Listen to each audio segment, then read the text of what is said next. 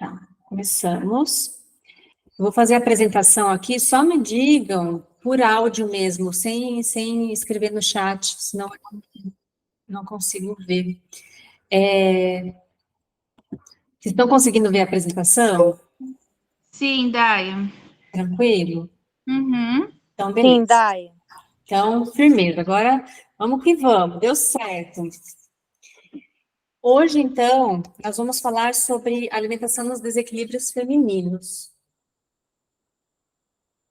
A alimentação nos desequilíbrios femininos é um assunto que é muito importante para a gente, um assunto que tem vindo muito para mim na clínica, né? Questão de endometriose, SOP, menstruação atrasada, menstruação com cólicas, ausência da menstruação. Eu tive uma mana que eu atendi no final do ano passado, que foi diagnosticada com menopausa precoce aos 35 anos, mas com o detox Luna a gente conseguiu resolver o problema dela, ela voltou a menstruar. Isso, para mim, é algo incrível, né? Um diagnóstico médico, a gente conseguir, através da alimentação, cair por terra.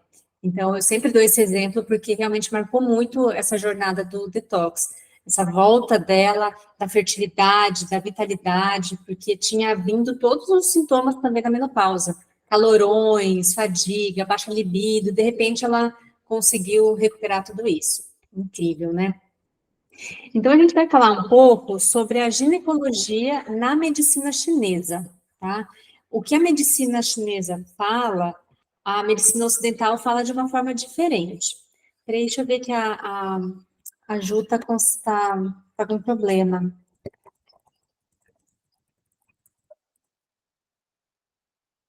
Ai, aqui, pronto.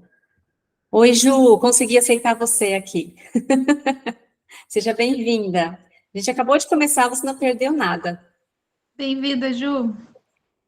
Uhum. Tudo certo? Estão vendo, né? Eu vou voltar aqui para a apresentação, então. Bem-vinda, Ju. Você não perdeu nada, tá? Tô iniciando agora.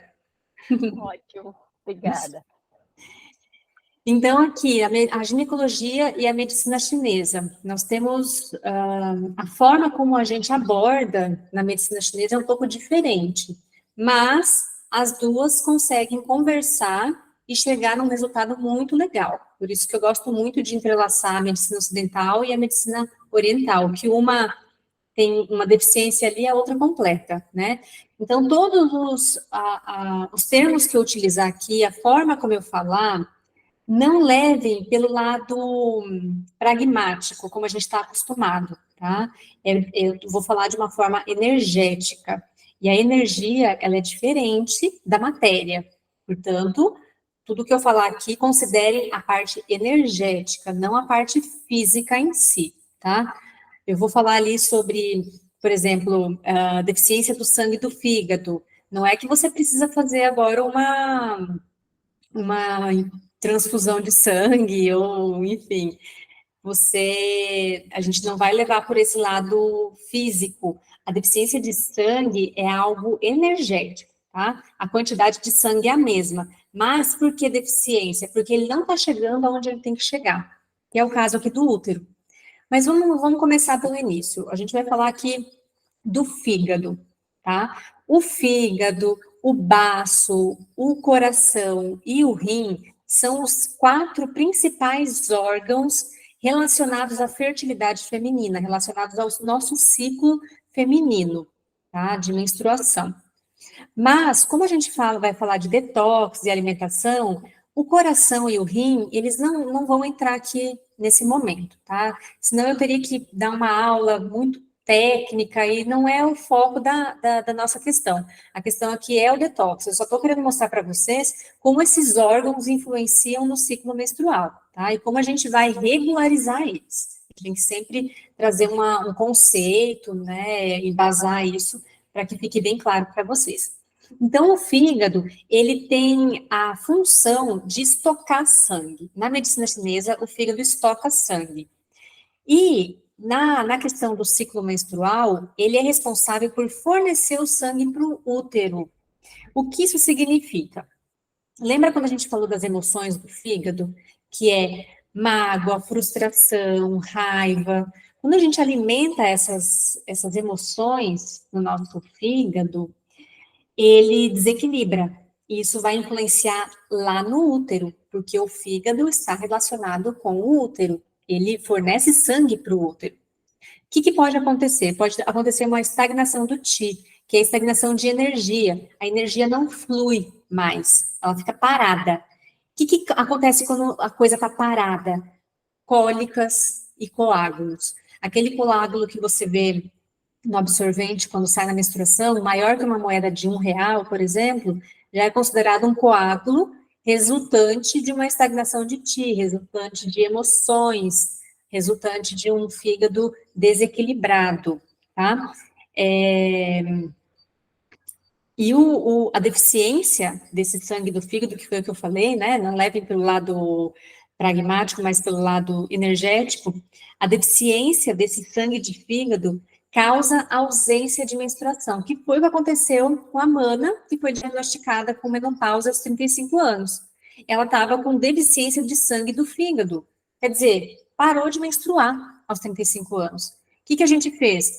Nós fizemos todo o aporte nutricional, energético, que não adianta só a gente ficar pensando em ferro, zinco, cobre, pá. Isso é muito importante, por isso o link com a medicina ocidental. Mas é necessário também a gente verificar os alimentos que vão dar o suporte energético para o fígado. E ontem eu falei essa questão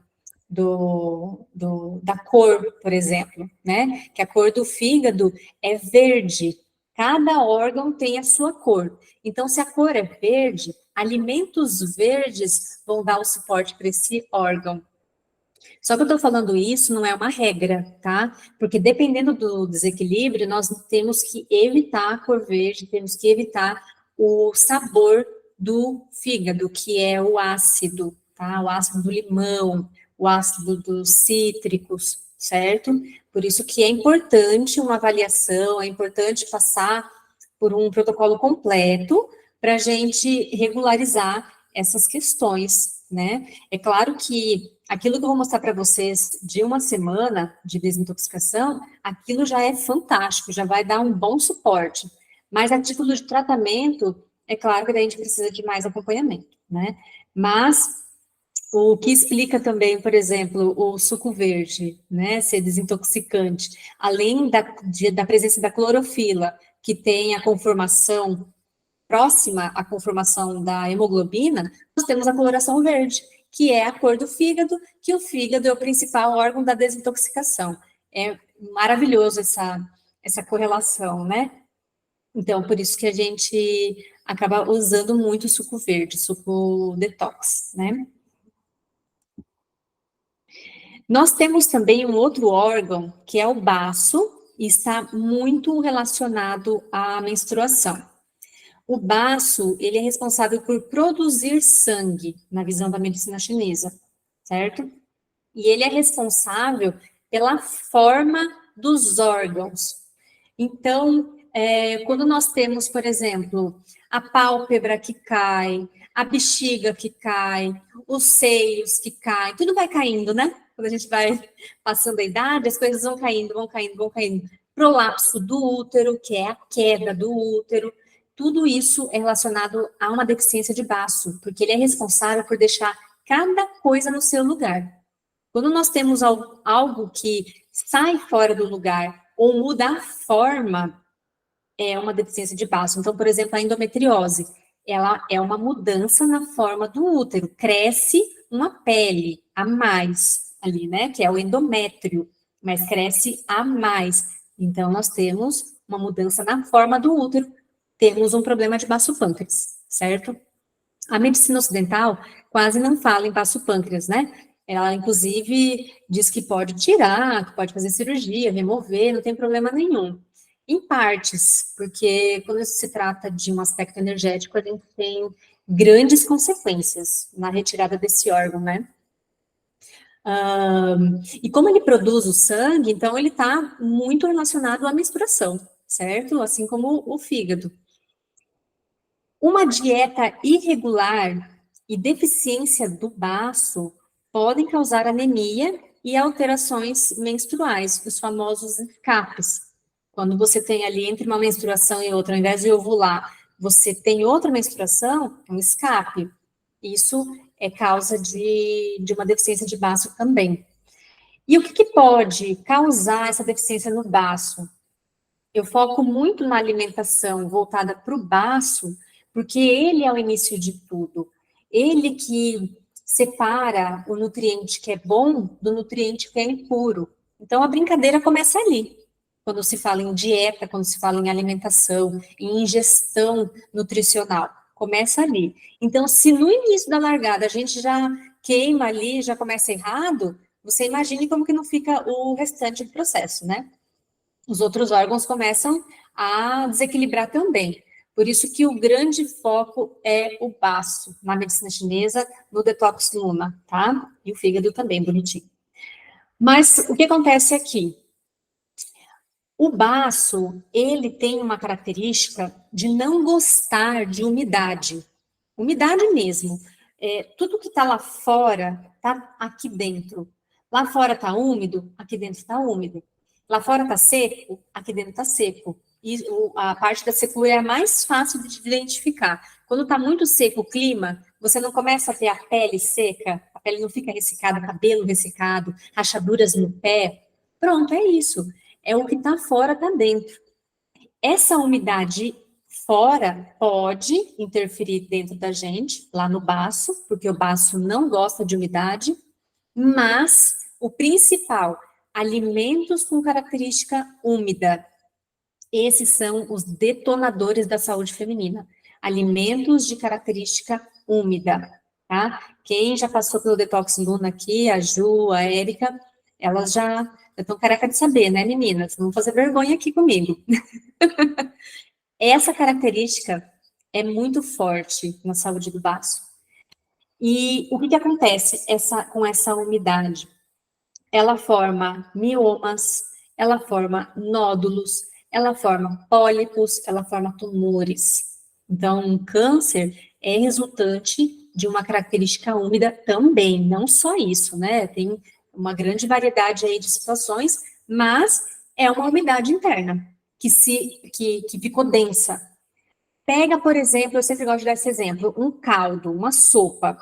Você coloca lá no fogo a água e coloca a sopa lá com os legumes e tal. E vai fervendo aquilo, vai fervendo, vai fervendo, vai fervendo. Calor e umidade da água não vai ficando denso, não vai ficando grosso. A mesma coisa dentro do nosso corpo. Junta o calor com a umidade, formam esses nódulos, esses materiais densos, tá? Por isso que a gente tem que tomar muito cuidado com o calor interno. E o café, ele causa calor interno, tá? Porque eu não coloco o café como vilão. Observem muito bem isso. Não é um vilão, só que a gente usa ele em demasia. A grande maioria das pessoas, dos brasileiros, tomam 3 a 4 vezes por dia. Gente, isso é um veneno.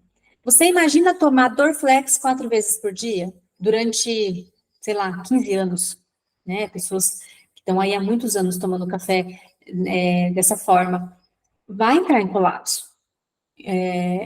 Isso é inevitável. Então, apesar de eu respeitar muito a cultura de vocês, cada uma na sua cultura, né? Eu atendo pessoas do Nordeste, atendo pessoas do Sul, atendo pessoas dos Estados Unidos. Cada um tem sua cultura. Só que tem coisas que não dá, que eu tenho que falar real para vocês, e vocês têm que tentar, de alguma forma, encaixar na realidade.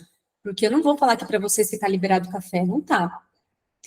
Num primeiro momento, quando se fala em detox, a gente tira o café, tá? A gente tira esses alimentos que dão calor para o corpo, porque inflamação é calor. Então, a gente tem que abafar esse calor. A gente tira o calor com frio, né? Então, a gente tira esse café e fornece outros alimentos, tá bom? Para reduzir esse calor e tira os alimentos que causam umidade. Pronto. Gente, 90% do detox está aí, 90%.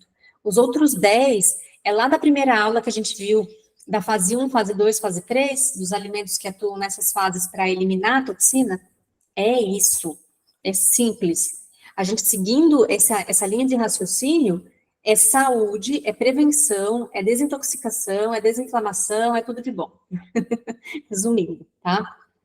Vocês entenderam, então, essa característica da umidade? Como que ela causa isso no nosso corpo? E aí nós temos a SOP também, né, que é a síndrome do ovário policístico, é um cisto. Cisto são essa umidade densificada. Outra coisa que é densificado, por exemplo, a pedra na vesícula. Pedra na vesícula é umidade no corpo, é umidade no baço, é baço deficiência.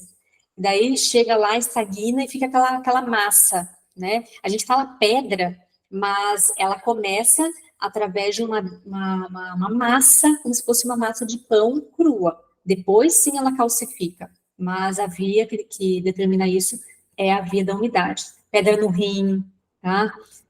Nódulo nos seios, né? Câncer de mama, tudo isso, tá bom?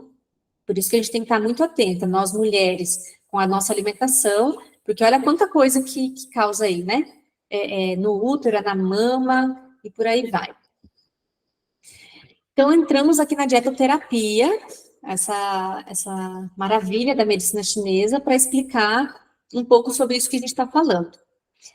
Os alimentos frios, salada crua, fruta como melancia, caqui, melão, laranja, e alimentos gelados, por exemplo, água que eu acabei de tirar da geladeira, a fruta da geladeira, suco gelado, cerveja, sorvete, o que é gelado é um veneno para cólica, tá? É um veneno para cólica. Então, no momento que você está ali na menstruação, não faça uso de alimentos crus, alimentos frios, certo? Você tem que aquecer o teu corpo. O corpo quentinho, ele consegue reagir muito bem às cólicas. Às vezes, só de aquecer com a alimentação e com uma meia no pé, com bolsa térmica no ventre, a gente não precisa do uso de medicação, tá? Isso é muito comum aqui na clínica. Eu faço essas indicações para mulheres que tomam aquele medicamento bem forte, que eu esqueci agora. Ah, esqueci.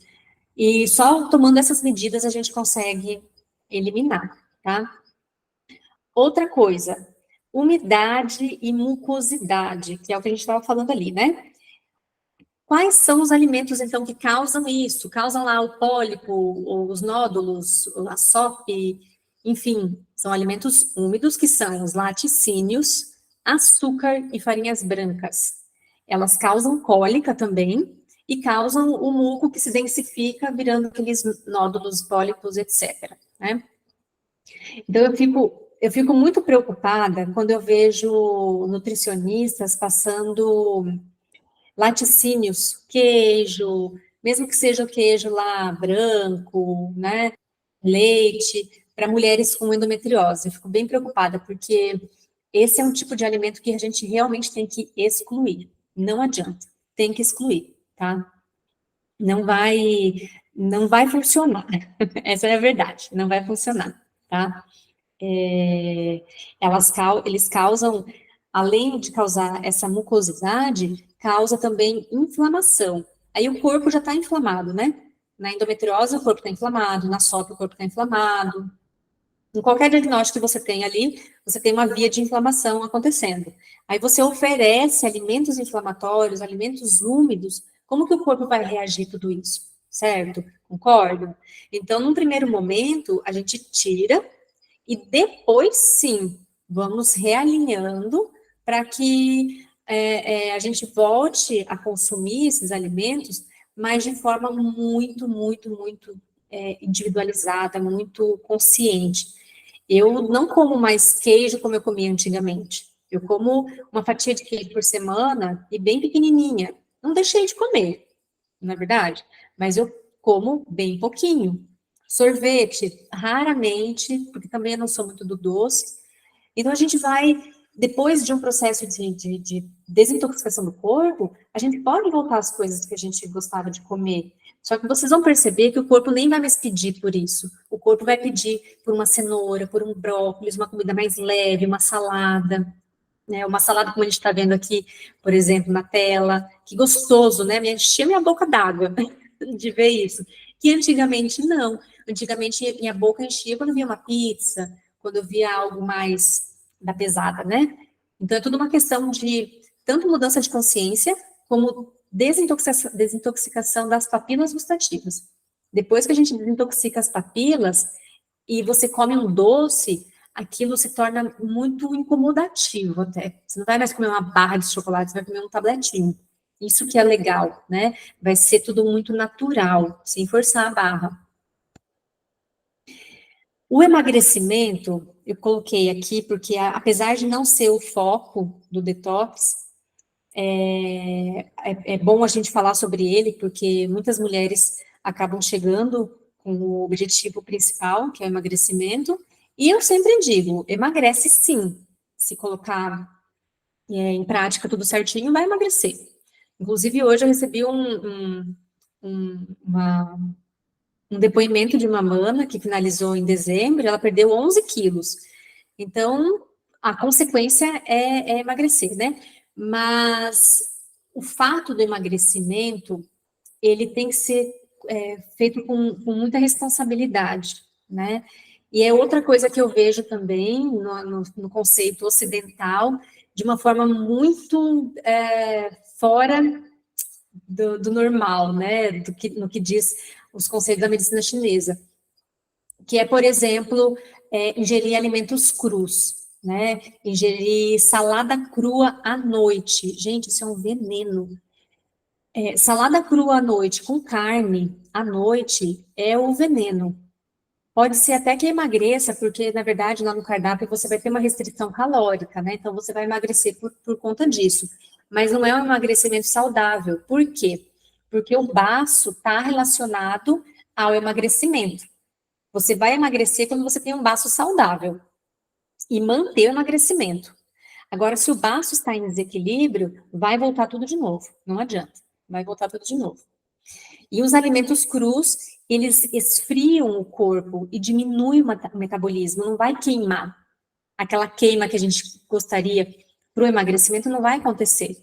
A água com limão em jejum, por exemplo, um veneno para quem quer emagrecer. Eu, às vezes, coloco no detox, mas se a pessoa tem o foco muito no emagrecimento, a gente faz os ajustes, não é que eu não vou usar, mas a gente vai usar pouco, porque eu preciso, às vezes, daquele elemento para desintoxicar. Então, é tudo uma questão, assim, de prioridade. Primeiro a gente faz isso, primeiro desintoxica, depois emagrece, depois ganha massa muscular, e assim por diante. É uma escala, uma escada, uma coisa por vez. Então, a gente vai olhando para isso. Só que colocar no emagrecimento o cru e à noite, nossa, isso é um veneno, veneno mesmo. Então, fique aí uma informação muito preciosa para vocês, que daqui para frente, quer manter o peso, quer emagrecer mais, ou, enfim, né, manter a saúde do baço, evite os crus à noite, tá? Vai passar por nutricionista, não, às vezes não precisa nem você falar, nossa, mas eu aprendi que é assim, assim, assada, a Daya falou isso, não há necessidade, apenas não faça. Tome calda à noite, pronto, é o suficiente, tá? Porque à noite, lembra que a digestão é mais prejudicada? Lá no ciclo circadiano, à noite a gente não tem janela de órgãos da digestão atuando em plena energia. Então, à noite, a gente tem que evitar alimentos que vão demandar muita energia. Portanto, o caldo é excelente. Já chega mastigadinho, já chega triturado, não precisa muita energia para o corpo, tá? Para o emagrecimento, a gente faz a ingestão de alimentos considerados quentes, quente na natureza, não na temperatura. Por exemplo, o gengibre, o alho, a páprica, a pimenta, o coco, olha só, o coco, ele é considerado quente na medicina chinesa. É uma ótima fruta, tanto para pessoas que têm resistência insulínica, pessoas diabéticas, quem quer aí né, contribui para o emagrecimento, tem cólicas, ela é uma fruta excelente, porque ela não é uma fruta fria, como a laranja, como a melancia, né? Eu estou falando isso para vocês, mas para ficar bem claro, assim, como a medicina chinesa atua na dietoterapia, no emagrecimento e na detox, como é diferente as coisas, né? Por isso que, às vezes, é interessante passar por esse método para alcançar o objetivo com saúde mesmo, né? Porque se você está com o corpo muito quente, o açafrão, ele vai aquecer mais ainda, entendeu? E a gente precisa entender daí se o corpo está quente, está frio. Por isso que na avaliação individual aborda tudo isso. E cuidado com o excesso de quentes, né? Não é que eu estou falando isso aqui agora, você vai sair comendo tudo que é natureza quente. Porque isso pode também esgotar os líquidos do corpo, os líquidos essenciais que a gente diz, né? Por exemplo, do intestino. Então, o intestino ressecado, que você não faz cocô com facilidade, é muito quente, está muito quente teu corpo, está muito inflamado, excesso desse calor, e está prejudicando aí os líquidos lá no intestino, prejudicando a sua evacuação. Por isso que tem que ter a medida correta, né? A dietoterapia da cólica, olha só. Então, quem sofre aí de cólica menstrual pode se beneficiar aumentando o consumo um pouquinho antes de descer a menstruação, com alimentos que movem o sangue, que mandam o sangue embora, não fica estagnado ali no útero. Essa é a magia do alimento nessa situação. Ele faz o sangue sair do corpo, certo? Não fica estagnado ali, gerando cólica. E a cólica, para a medicina chinesa, também é considerada toxinas. Então, o sangue fica estagnado. O sangue cheio de toxina, aí vai contrair, porque o corpo quer expulsar, né? Então, a gente tem ali, ó, feijões vermelhos, o goji berry, amendoim, gergelim, mamão, pêssego, ovos, alho, batata doce. Gente, batata doce, sensacional, tá? Batata doce você pode substituir ali pela farinha branca, né? No café da manhã. Mamão, pêssego, ovo, tararana, ervilha, soja, o missô, a espirulina, mas a espirulina com cautela, porque ela tem natureza fria. Então, a espirulina tem que ser usada com cautela. Broto de alfafa, beterraba maravilhosa. A coloração dela é vermelha, o sangue é vermelho. Então, ela tem a sinergia com o sangue. A medicina chinesa é isso também. A gente olha para a cor do sangue e faz o link com o nosso corpo. Alimentos vermelhos nutrem o sangue. Pepino, linhaça, mel, espinafre, repolho, banana. E a banana é muito legal porque ela tem triptofano, né? E o triptofano age na questão emocional. Portanto, meninas, né? TPM, antes da menstruação, banana. Melancia, a melancia por ser vermelha, mas ela é fria. Então, cuidado com a melancia também. Pera, ameixa e todas as sementes. Semente de linhaça, chia, abóbora. Eu tenho o ciclo das sementes que eu vou mandar para vocês lá no grupo. O ciclo das sementes, que é qual semente, em qual fase do ciclo vai melhorar a sua questão hormonal, porque as sementes a gente usa para regularização hormonal, tá? Regularização de estrógeno e progesterona. Fantástico, tá? Eu mando lá no grupo, e se eu não mandar, me lembrem, tá? Eu mando o ciclo das sementes, tá bom? Opa, fechei aqui. Tudo bem? Tudo certo? Deixa eu parar aqui um pouquinho, que eu quero mostrar outra coisa para vocês. Deixa eu ver o que eu não tinha aqui. Ah, tá, é o desafio de hoje. Deixa eu mostrar o desafio de hoje. Ô, Já... Daia, só queria comentar. Uhum. Eu queria saber a sua opinião em relação ao DIU, assim. Se, por exemplo, eu coloquei ele, eu já estou fechando a metade de 10 anos, né? E eu queria saber a tua opinião, porque ele é de cobre. Se isso traz algum malefício. porque eu não queria tomar anticoncepcional, por exemplo, e achei esse método um pouco mais saudável, digamos assim, né? E aí não quis nem aquele que também libera hormônio. Aí queria saber sua opinião em relação a isso, se isso influencia alguma coisa em tudo que você está falando agora, das coisas que consome também. Certo. O DIU, ele é o melhor mesmo, dentre todos os métodos. Claro, o preservativo, claro, também muito bom, né? Mas o DIU, ele é excelente, tá? Justamente por ser de cobre, não tem alteração nos hormônios. Mas quando você usa para evitar gravidez. Agora, usar o DIU, que é o que chegam as mulheres para mim, para melhorar a questão da endometriose, das dores e tal, isso não é tratamento, isso aí é tapar o sol com a peneira, né? O DIU, ele é utilizado para preservativo só, não é um tratamento para questão da endometriose. É claro que diminui as dores, né? Mas isso não significa que o processo de doença não está evoluindo ainda, parou. O DIU não vai fazer isso, né? Mas, assim, para preservativo é o ideal. O melhor ainda é o processo natural, né? Só que aí você exige conhecimento, estudar, se fortalecer nessa ideia, ter um acompanhamento, né? E se sentir segura, claro. Primeira coisa é se sentir segura, né? Que é a avaliação do muco cervical, a avaliação da temperatura basal.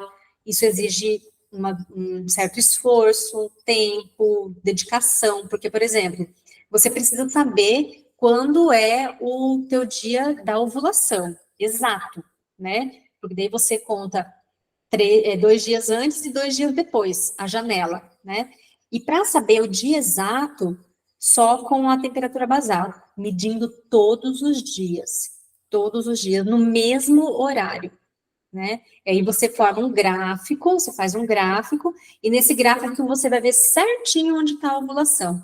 E com o passar dos meses, o nosso corpo, ele se manifesta da mesma forma, então você vai saber certinho onde você ovula, né? Aí naquela janela você toma as medidas protetivas, mas vai de cada uma, né? Ai, legal. Durante 7 anos, o Luiz fez tabelinha comigo. Eu digo Luiz porque eu só fui ter ciência mesmo do ciclo menstrual muito mais velha, sabe? Mas aí ele fazia tabelinha comigo e a gente não usava nenhum método conceptivo. E a gente ficou 7 anos dessa forma. Aí foi uma ginecologista que me disse, Érica, pode ser arriscado para você que não quer ter. Eu acho melhor você colocar e esse é o mais natural do que você procura. Aí eu coloquei. E desde então, eu cuido do meu ciclo menstrual através da troca da lua. Então, a minha menstruação sempre vem na lua nova. E aí eu conto os 29 dias. Então, agora, e aí eu acompanho por aplicativo o período de ovulação. Mas daí agora eu vou fazer dessa forma, então. Para que quando eu tirar o DIU, eu já tá bem certinha e começar do processo natural. Isso eu posso te ir conversando com você depois, né? Te passar os gráficos, os materiais, para você já ir estudando e aplicando, né? E não ficar tão disperso assim, ficar bem sólido, né? Na sua mente, tá bom? Então, deixa eu ir para o nosso final aqui, antes de qualquer mais dúvida que vocês quiserem compartilhar. O desafio de hoje é continuar reduzindo o café, por aquele motivo que a gente falou, que eu falei para vocês aqui, né? E substituir as farinhas brancas por farinha de amêndoas, farinha de coco, farinha de aveia ou farinha de grão de bico. Porque as farinhas brancas, elas têm alto poder inflamatório, alto índice glicêmico e alto poder de umidade. Então, se a gente quer reduzir a umidade para não ferir o baço, para melhorar a cólica, para melhorar a endometriose, melhorar miomas, melhorar disposição, melhorar pensamento acelerado, que está envolvido com baço, que mais? Enxaquecas, insônia, melhorar a cognição mental, né? Que mais? Enfim, isso aí já é muita coisa, né?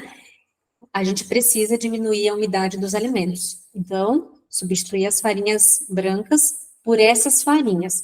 Essas farinhas aqui, elas têm baixo índice glicêmico, o que significa que você não vai forçar o teu corpo a produzir o tempo todo insulina, porque essa alimentação que a gente tem com carboidrato simples força muito o baço a produzir insulina o tempo todo. E vai chegar um ponto que ele vai esgotar. Ele vai falar assim, meu Deus, eu não aguento mais produzir tanta insulina.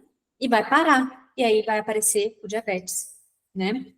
Então, essas farinhas aqui, por ter o baixo índice glicêmico, vai dar um sossego ali para o baço, né? E elas são bem anti-inflamatórias, ela tem bastante gordura, e a gordura é o que determina o índice glicêmico. A gordura, ela não a gordura ela não se transforma em glicose no sangue. Diferente da carne, por exemplo. Gente, quando eu fiquei sabendo isso, eu choquei. A carne se transforma em glicose no sangue. Então, você imagina, né? O tempo todo, a gente bombardeando o corpo com superprodução de insulina.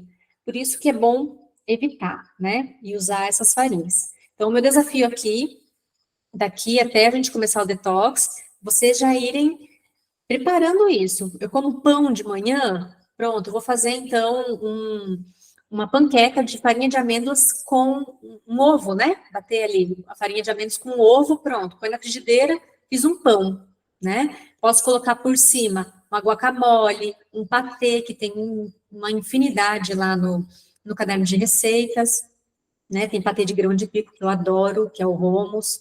E isso você pode fazer com a farinha de coco, com a farinha de aveia.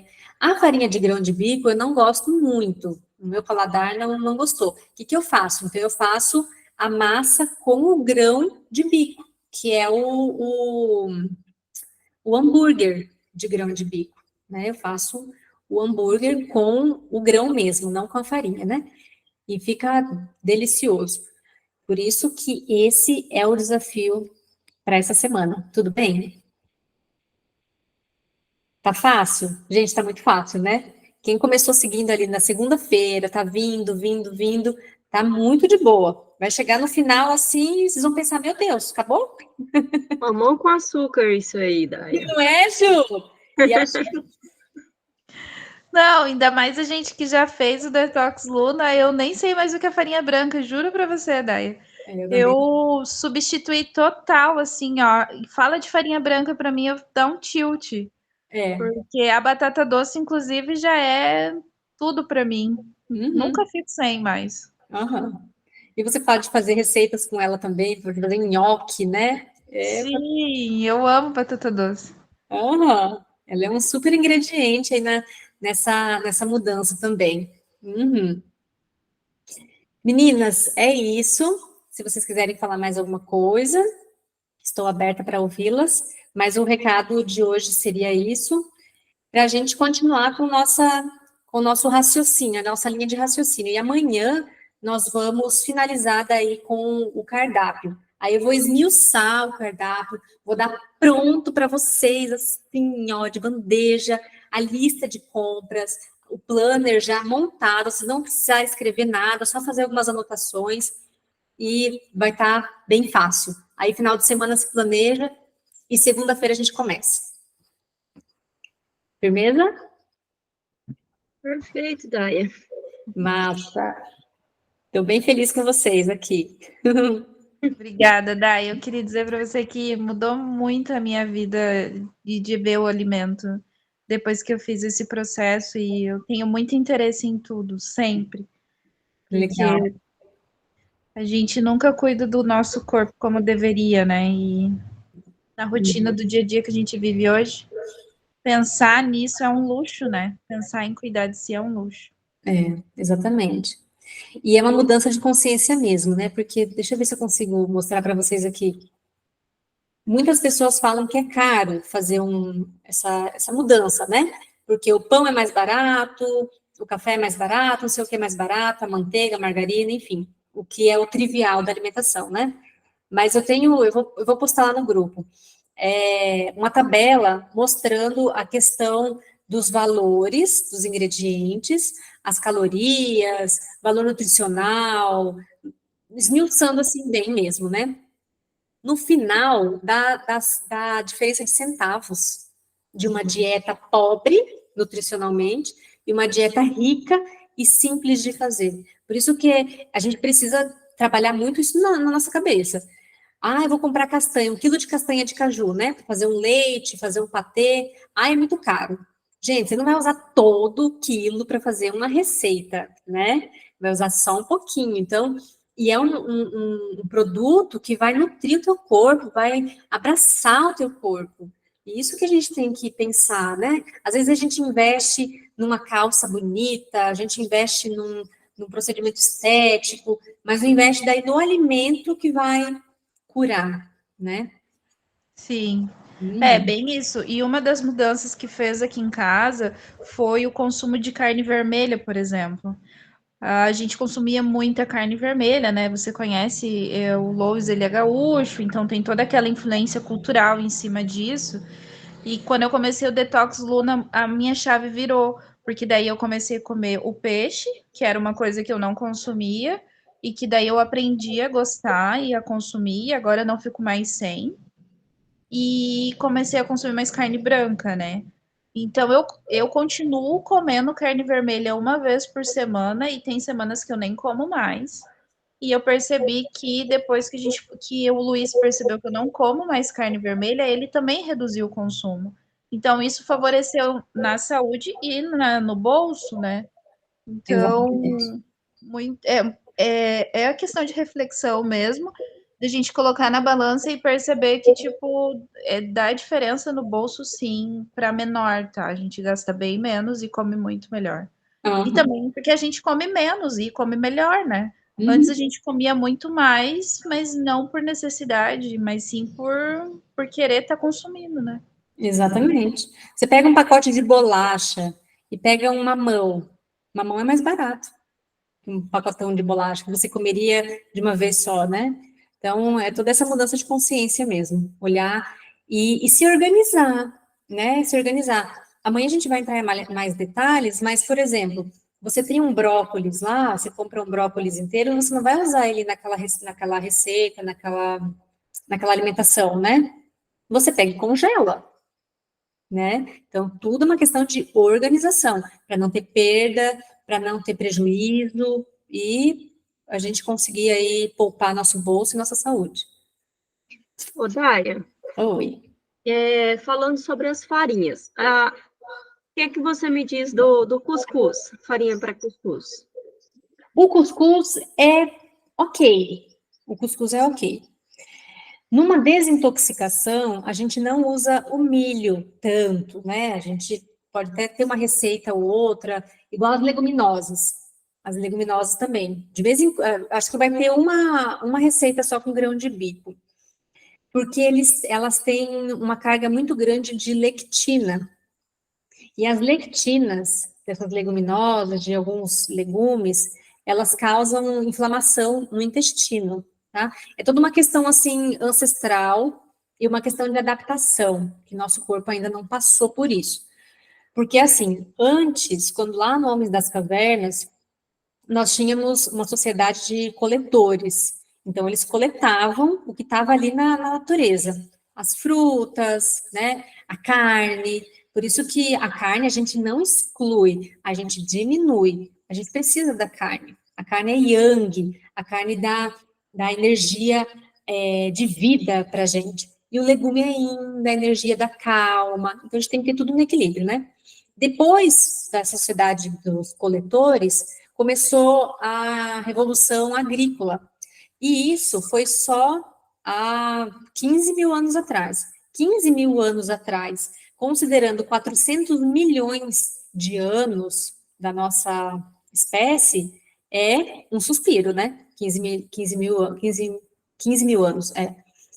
Então, na Revolução Agrícola, eles começaram a inserir os cereais, o arroz, a aveia, o milho, o painço, enfim, a quinoa, né? E começaram a usar muito o trigo, né? Começaram a usar muito na dieta e esconder um pouco os outros alimentos. você vê hoje a base da refeição do brasileiro, eu estava olhando num jornal, fiquei assustada, é leite, carne e trigo. Essa é a base da alimentação do brasileiro hoje, que mais o brasileiro consome. É muito assustador, né? Porque a gente deixa de comer os outros nutrientes. Então, foi se reduzindo muito. E como foi incluso de uma forma não muito natural, porque a revolução agrícola não é nada natural, né? Grandes campos, produção para venda, para mercado, não é produção familiar, né? Então, nosso corpo, como não estava adaptado, começou a reagir. E está até hoje reagindo. E começou a reagir mais ainda por conta dos transgênicos. Então, o glúten hoje, que não fazia mal lá atrás para nossa avó, hoje faz, justamente por essa mudança transgênica. Então, a gente vai levar mais umas 100 gerações para se adaptar a essa transgenia de hoje, entende? É um processo muito lento. Enquanto isso, a gente tem que fazer diminuir a ingestão mesmo, né? Por isso, então, que esses cereais a gente não inclui tanto assim no detox, tá? Tanto que quem tem doença autoimune é um dos alimentos que é cortado.